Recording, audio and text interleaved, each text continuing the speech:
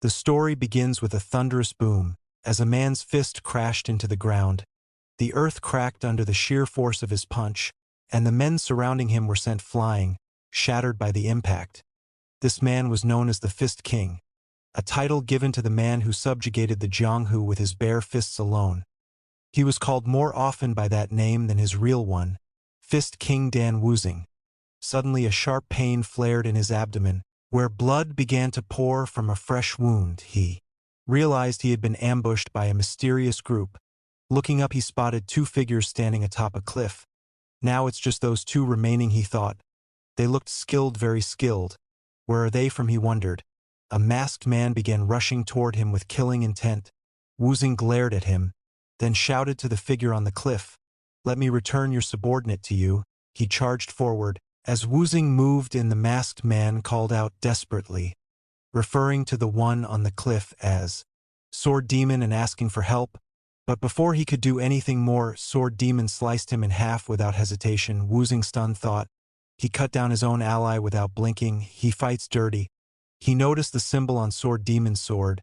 That cruelty, that insignia. He narrowed his eyes. You're from the demonic faction, aren't you? Hearing his words, Sword Demon responded, "I'm impressed, Fist King. You've held out this long." He began stepping closer. Wuzing steadied himself. Taking a fighting stance, "I'm gonna kill you in just 10 attacks, he declared. Sword Demon scoffed. "How arrogant," he said, drawing his blade and lunging forward. "Let's see how long that arrogance lasts." Wuzing dodged the strike and instantly closed the gap. His fist, emanating a powerful energy, slammed into Sword Demon's stomach, causing him to cough up blood. "He's fast," Sword Demon thought, surprised. Wuzing followed up with a flurry of punches, but something was wrong. Strange, he thought. All my attacks are missing his weak points. It's like someone is restraining me. He then noticed strings glinting in the light, strings attached to his limbs being manipulated from above. The second figure on the cliff was controlling his movements. When did he? Before he could react, Sword Demon stabbed him in the stomach. Blood gushed from Wuzing's mouth. "This is the end of the Fist King's reign," Sword Demon said coldly, but to his shock, Wuzing's fist still gathered energy more powerful than before. His glowing eyes locked onto Sword Demon. Wuzing threw a punch with all his remaining might. Sword Demon barely dodged the blow by sheer chance. The attack tore through the battlefield, carving a crater and leaving a trail of devastation. A cut appeared on Sword Demon's face. That blow, Sword Demon praises Fist King. A woman approached him and said, "That could have been dangerous," he replied. "Thanks to a certain someone, I'm still standing." Then he goes toward Wuzing's fallen body and prodded him with his finger. "Hey, Fist King, if you're gonna die, you should just..." He couldn't finish his sentence. A powerful uppercut landed under his chin. Wuzing, with fading strength, whispered, "That's the 10th attack." As he collapsed, he thought, "My strength, it's leaving me. I guess this is the end of my life as the Fist King. I only wish I could have hit him one more time." Dan Wuzing, the Fist King, died at the hands of the demonic faction, but just then a massive blue light struck the courtyard at the Jinhua Mountain safe house. A woman stood beside a man lying unconscious in bed. Slowly he opened his eyes to the sound of her voice calling out, "Master." The man was Dan Wuzing. As his vision cleared, he saw a woman standing beside him. She asked gently, "Are you all right?" He blinked in confusion. "Where am I? Did someone treat me?" he thought. The woman moved closer, her concern evident. "I don't have any injuries," he realized. She referred to him as First Young Master and asked if he wanted some water. He nodded and she handed him a cup, but as he drank, Wuzing was startled. "Why is she calling me First Young Master?" He turned to look into the mirror beside the bed and was shocked. The face staring back was strange and ugly. He spat out the water. "Who put a mask on me?" he thought, tugging at his face. But then he noticed there was no seam. "This isn't a mask." The maid grew scared at his erratic behavior and ran out of the room saying, "They'll get the physician." Wuzing tried to stop her, but she had already shut the door. Outside, the maid thought, "He's acting especially weird today." Inside, Wuzing stared into the mirror again. It couldn't have been the demonic faction, he thought. If they had this kind of power, they would have already taken control of Jianghu. Then who is this person? He struggled out of bed and dragged himself to a table nearby, each step agonizing. Sitting down, he muttered, "This body is absolute garbage." He spotted a book on the table. The title read Yunhe Merchant Group. "I've Heard of them, he thought, a large merchant group near Juhua Mountain. Must be pretty famous if I know about them even though I've never dealt with merchants. He looked at the letters scattered around. The name on the address was Li Jinian. There he got to know the owner of this body is Jinian eldest son. The contents of the letters revolved around money, gambling, and women. What a loser Jinian was. Wuzing thought. That's all I could gather from these. This isn't sorcery. Not a mask either. I don't feel any strange energy in me. He paused, eyes narrowing. Could I have reincarnated into Jinian's body? I must have lost my mind. Just then an old man burst into the room calling out, "First young master." The man Gong's son Myung, Jinian's physician, rushed to his side and grasped his wrist. "Are you all right, young master?" he asked, deeply concerned. Wuzing thought, "Who the hell is this?" Myung continued, "I was told something was off with you. You've no idea how worried I was," as he tried to check his pulse. Wuzing yanked his arm back. "I'm fine, you don't need to worry." Myung nodded. "I'm glad to hear that. I've prepared your usual meal." Two maids entered carrying a tray. Seeing the dish, Wuzing asked, "Chicken soup?" "Yes," Myung replied. "It's great for invigorating your body." Wuzing stared at the bowl. This rotten bastard, he thought. This chicken soup known as dragon and phoenix soup might be good for the healthy, but it's poison for someone as weak as Jinian. He even tried to check my pulse sneakily. He must notice something's different. Snake, Myung smiled, adding, "If you eat this regularly you'll be as strong as the youths in the Dragon Phoenix martial competition." That caught Wuzing's attention. How many years has the Dragon Phoenix martial competition been running now? "I'm not sure. I believe around 200. Wuzing waved him off. "I don't have much of an appetite. Leave the soup and go." Myung tried to protest, but Wuzing cut him off. "I want to sleep again. Don't wake me." He closed the door behind the physician. If the 200th competition is coming soon, Wuzing thought, it hasn't been long since I died. That means the demonic faction is still out there. And that snake of a physician, his expression darkened into a wicked grin. "Don't worry, you rotten bastards," he muttered. "This time I'm going to kill you all with just one punch." A few days later in Jinian's room, the maids were arranging food on the table. One of them muttered to the others, "He's eating this much again today. He used to only eat porridge." The maid beside her replied, "Yes, he eats with such an appetite now. It's about time he returns from his walk." Before she could finish her sentence, Wuzing entered the room. His body had completely changed. He was no longer the weak Jinian. He had fully adapted to Jinian's body. Upon seeing the maids, he said casually, "Well done, let's see what you've made." After dressing himself, he added, "Keep breakfast simple like this from now on." The maids nodded in response and began to leave the room. One of them whispered to the other, "It seems he's really gotten healthier." While Jinian was having his food, he heard a voice outside asking permission to enter. It was Myung. Jinian's expression immediately turned cold and frustrated. The sudden change in his face frightened the maids, who quickly scurried out of the room. Jinian called out, "Come in." Myung dashed past the maids into the room. Watching him, Jinian thought to himself, he's so rude. Myung greeted him with a bright smile which only made Jinian more suspicious. "I still don't understand why he grovels before me," he thought. Gazing at Myung closely, he considered, "Shall I try catching this little rat?" He asked calmly, "What is it, Physician Myung?"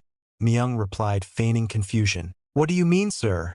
He wore a false expression of worry and said, "I hadn't heard from you at all. I couldn't endure the loneliness, so I came." He stepped closer to Jinian, examining him carefully. After a moment he remarked, "By the way, your complexion looks completely different now. All the effort I put in feels meaningless." With a smirk, Jinian replied, "You mean trying to seduce me with dragon phoenix soup?" Myung was visibly shocked. "Sir, I think there's been a misunderstanding. The dragon phoenix soup is a nourishing tonic." Jinian cut him off with a calm tone. "Oh, really? I thought it was poison." Surprised and growing nervous, Myung said quickly, "I'm Gong's son, Myung, your personal physician, sir." He bowed before Jinian and continued, "If I'm not welcome here, then I'll take my leave." He turned to go, but Jinian called his name. "You came without being called for, and now you say you'll leave without being told to?" Jinian asked in a cold tone, "Are you the master here, or am I?" Myung froze, frightened by the words. He turned back and stood before Jinian again. Jinian suddenly smiled. "I'm just joking," he said. Then he added, I need to send a letter. Bring me the writing tools from the desk. Myung fetched the materials and sat in front of him. Jineon said, I'll dictate you write. Myung nodded obediently. Jineon began. Due to Sir Lee Jineon's severe illness, I must remain in the villa for some time since this life of mine is so stubbornly long. Please advise on what I should do next. Myung was startled by the words. Jineon looked at him with a blank expression and asked, why aren't you writing it down? Smiling awkwardly, Myung asked, Sir, what are you? Before he could finish his sentence, a chopstick flew past him with such force that it penetrated the wall beside him, leaving a scar on his neck. Myung was terrified. Jineon said in a low, threatening voice, Hey old man, I'm not the Lee Jineon of the past anymore. Terrified, Myung apologized and asked him, What on earth do you mean? Jineon replied, First of all, dragon phoenix soup. For healthy people it may be a tonic, but to someone as ill as me it's as good as poison. He narrowed his eyes. You, a physician, must know that. He watched closely as Myung's expression changed. Did you really think I wouldn't notice you checking my pulse in secret when I didn't die? He asked with irritation. And most importantly, you couldn't even hide your intent to kill me. Myung remained silent. You're clearly not acting alone, Jineon said coldly. Write down the name of the one who gave you orders in that letter. Myung's face, now cold and hard, asked, Why are you doing this, sir? How could you suspect a kind man like me? His expression turned frightening. Then, in a deep voice filled with menace, he said, Even a scoundrel like you had a conscience. Jineon looked at him and muttered, You've finally shown your true colors. I was trying to let you pass with dignity. Myung snarled, How foolish. Seeing the maids nearby, Myung thought grimly, Now there's no other way. If I must, I'll kill all the servants to silence them. He took out a poison needle and launched himself at Jineon. But before he could strike, Jineon threw a punch above his head, knocking him down. Don't get distracted while I'm eating, Jineon said, looking at Myung's fallen body. He thought to think I'm in this much pain, truly a pitiful body. This is I need to recover my strength quickly. Once I do, it won't matter if the mastermind behind this is the entire Yunha merchant group. When I return to the group, I'll have to investigate Myung. Suddenly he felt a sharp pain in his head. A headache struck him hard. Then memories began to flood his mind. Fragments from Lee Jineon's past. So that's what it was, he thought. Lee Jineon, the first son of the powerful Yunha merchant group, was neither as intelligent as his second brother nor as strong as his third. He was merely the lacking eldest son, trying to compensate with wealth. He had indulged in a depraved life of pleasure. By the time he tried to correct his ways, it was already too late. His health had deteriorated and he was exiled to this villa. If these memories are accurate, Jineon thought, then his main clan won't care about this place of exile. At first the problem was reincarnating without this body's memories, he continued, but now I can finally focus on martial arts. He looked down at his hands. He wasted such an innately gifted body. With my past life's knowledge and a few rare elixirs, I could reach a high level in no time. Then his gaze fell upon a chest full of money. All I have is money. There's nothing I can't afford, right? And so the seasons passed. 1 year later, a man approached a maid who was cleaning and greeted her politely. I have a letter for young Master Jineon, he said. Where may I find him? His name was Mok Insip, a guard from the Yunha merchant group. The maid pointed toward a man who was meditating calmly. Insip looked in that direction and was stunned by the sight. That person's physique was nothing like the sickly Jineon he had once known. Young Master Jineon, he thought, completely shocked. Jineon thought to himself, a few seasons have gone by. In that time my energy core manifested and I engraved all the martial arts necessary for survival onto this body. He recalled each one: the enlightened mobility art, the enlightened body art, the rapid stride, and the most powerful of them all, an art that allowed him to control lightning, the white lightning 10-phase art. So far he had reached the 4th phase. Everything has gone smoothly, he thought, but it's still not enough. Just then a voice called out to him, Young Master Jineon. It was Insip. He approached and respectfully greeted Jineon, introducing himself before saying, I've brought a letter from the main clan. Okay, let me see it, Jineon replied.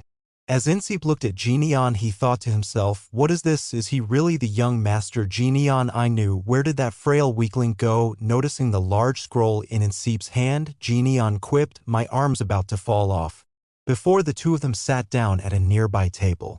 Genion opened the scroll and read through its contents. The letter stated that his father had collapsed and was now bedridden. No reason was given, only that the merchant group leader had fallen ill. Genion looked up and asked, it doesn't explain why he fell ill. That's most likely because of the Ouyang clan. Insip replied, as you know, our group has been paying tributes under the pretext of protection fees. Those payments have snowballed and are now unbearable, but has the Ouyang clan done anything to deserve raising those fees? Genion asked. Insip grew visibly frustrated. Nothing at all. Those dogs, even when the little deity sect tried to impose ridiculous trade taxes recently, the Ouyang clan just said, we only meet with the main clan of the Yunha merchant group if there's a serious issue, and did absolutely nothing. Our guard captain couldn't even protest. This is Ouyang who we're talking about. Genion's thoughts narrowed. Ouyang who? I've heard of him. He's well known in the Jianghu, strong enough for even someone like me to know of him. He must think merchant groups like ours are beneath him. A smirk crossed Genion's lips. So if I just deal with the Ouyang clan, everything gets resolved? He asked. Insip blinked. Deal with them. But he quickly added, there's another crucial reason behind your father's collapse. He explained that a sword fight had broken out between the second and third young masters. Their father had witnessed it and collapsed soon after. Don't tell me. Genion began, did he collapse from anger? Insip nodded. Genion looked visibly concerned. I can't believe they got into a sword fight in front of the merchant group leader, he muttered, seeing the worried expression on Genion's face. Insip tried to reassure him, don't worry, there will be no harm done to you because of this. Once this matter, I can't just sit back and watch, Genion interrupted. Rising from his chair, Insip looked at him, surprised and worried. You may keep the letter, Genion said. Determined, I'll go myself. Returning to the clan, Insip reported to the others, Genion has completely changed. He's become a perfect martial artist. His physique is incredible. One of the group members laughed, the infamous young master Genion. A martial artist, a red-haired man sneered, that good for nothing. Another man lying at a table joked, what is he suddenly a master of bedroom techniques now? If that scoundrel's a martial artist, then I must be a legendary martial master. Another scoffed. The red-haired man told Insip, come on, if you're going to joke, at least put some effort into it. Saying the vice captain has a lover is more believable. Before he could finish, a man approached and grabbed his head. It was Han Yip, the Yunha merchant group's squad vice captain. So young master Genion has really regained his health? Han Yip asked. He's always had a fine physique since childhood. He turned to Insip. Do you know when he plans to return? Frightened, Insip hesitated. I'm not sure.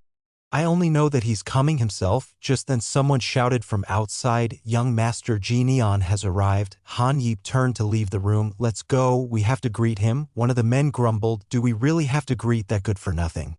Han Yip responded sternly, don't forget who feeds us. Stop whining and get moving. As Genion arrived, he was struck by the scale of the Yunha merchant group. I've only heard of them in stories. I can't believe they're actually this vast, he thought.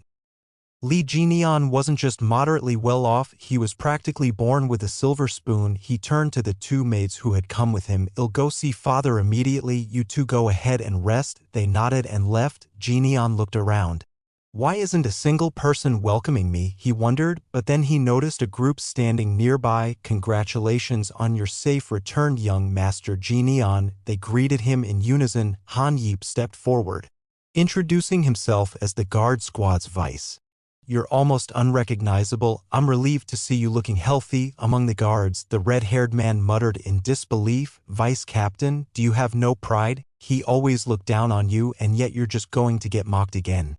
Genion offered a polite smile. This is quite the enthusiastic welcome for a troublemaker. Thank you, everyone. Everyone was stunned. He greeted us. That good for nothing actually greeted us. Insip whispered to the red-haired man beside him. I told you he's changed a lot. The man nodded, watching Genion walk away. He really has. I feel like I'm in the house of a stranger. Han Yip, leading the way to Genion's father's room, studied the young master beside him. He doesn't feel like an enemy but an ally. They soon arrived at the door. "I've already informed your father that you'd be visiting," Han Yip said. "Thank you," Jinian replied. Suddenly a mocking voice rang out from behind. "Well, would you look at this?" A hand landed on Jinian's shoulder. "If it isn't the perverted Jinian." It was Li Jian, the Yunhe merchant group's third son. Jinian said nothing. Jian sneered. "Your expression, you look like a completely different person." He leaned in, gripping Jinian's shoulder tightly. "You can even glare now." Han Yip's heart sank. "This is bad. Looks like he's about to get smacked again." Just after arriving, smiling awkwardly, Han Yip gently removed Jian's hand. "You two brothers have finally reunited after a long time. You must be thrilled to see each other again." Jian yanked his arm away, slapping Han Yip in the process. "What do you think you're doing touching me without permission?" he snapped. A red mark bloomed on Han Yip's face, but he said nothing. Jian sneered. "As if dealing with this good-for-nothing wasn't enough, now even the vice-captain's looking down on me." He turned on Han Yip. "Should I teach you a lesson so you never look me in the eyes again?" Jinian slowly placed his hand on Jian's face and calmly said his name. Jian scowled. "What are you doing?" Before he could finish, Jinian's punch landed squarely on his face, sending him to his knees. Jian looked up in shock. Jinian gripped his shoulder tightly. "I was so excited on my way here," he said, his tone dark. Jian cursed in response. But Jinian leaned closer, his expression threatening. "You should be calling me big brother."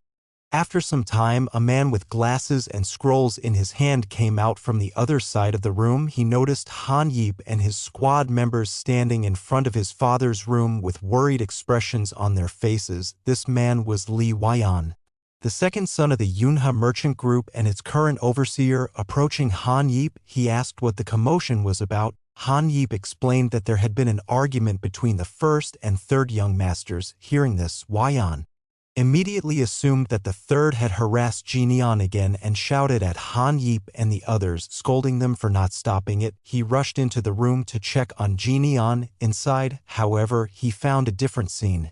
Jinian was pinching Jian's cheeks and whispering that they were right in front of their father's room, so he should stay quiet. As Jinian turned, he saw Weian entering, who was visibly shocked by the sight. Moments later, Weian sat in the chair near the table, sipping tea.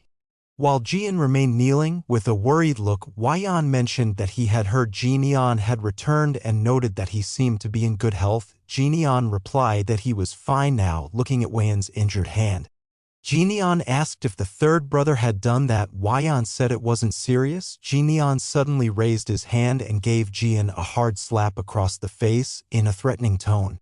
He warned Jian never to raise a sword against his older brother if he didn't want another beating. Jian quickly agreed, frightened by Jinian's expression. Weian, too, was terrified by Jinian's demeanor. Jian, still kneeling with tears in his eyes, thought bitterly that Jinian had beaten him up, something unthinkable. Considering how weak he used to be, Weian silently observed Jian's crying face and thought to himself that Jinian had truly humbled him. Back then, the best Jinian could do was avoid getting beaten. Weian then asked Jinian if something had happened at the safe house, remarking that he seemed like a completely different person. Jinian replied with a calm smile, acknowledging that Weian had a good eye. He sat down and picked up the scrolls that Weian had brought, beginning to read them. Weian told him that the scroll contained a list of employees who were to attend the conference the next day. As Jinian scanned the names, he thought he had wanted to see who had recommended Myung, but realized that was no longer necessary. He noticed that the person who had recommended all the names, from the vice guard squad leader to the front gate guards, was Ouyang Hu. With a deep and threatening tone, Jinian addressed both of his brothers, demanding that if either of them was working with the Ouyang clan, they should admit it immediately. Both were startled by his expression. Weian, worried, asked if he truly believed that was a possibility. Jian, still kneeling, shouted that the idea was ridiculous and insisted he would rather die than let another clan take over their family business. Weian agreed, and Jian added that the Yunhe merchant group was a legacy their father had worked hard to build. Jinian nodded and said he was glad to hear that. Though he quietly thought to himself that perhaps he wouldn't need to kill them, he then asked Weian if all the higher-ups would be attending the conference tomorrow. Weian nodded in response. Jinian stated that in that case, he would be attending as well, and without another word headed into his Father's room, Waiyan, still worried, called out and asked where he was going. Jian simply replied that he was going to see their father. With a blank expression, Waiyan turned to Jian and asked what had happened at the safe house. In frustration, Jian began pulling at his hair and muttered that he should have gone to Jinhua Mountain instead. Meanwhile, in the room, one of the attendants informed the merchant group leader that Jian was there to visit him. The leader, Li Xiangmin, told the man to let him in. As the physician standing nearby greeted Jian, Xiangmin smiled and said he was glad to see him. He asked Jian about the noise outside. Jian sat in the chair next to him and brushed it off as nothing. Jian mentioned that he had heard you were not been doing well due to stress. Xiangmin admitted that he had always been under stress, but now that his body was older, it couldn't handle it anymore. He gently touched Jian's face and said that he looked different now, and asked if he was really still Jian. He told Jian that he was glad to see him doing well. Jian, looking at him, thought to himself how strange it was. He had grown up without parents, so he didn't know what having a father felt like. But in Li Jinian's memories, his father had been a grand, formidable figure. Now, seeing his father's weakened body, he wondered when he had gotten so small. Holding his father's hand, Jian assured him not to worry.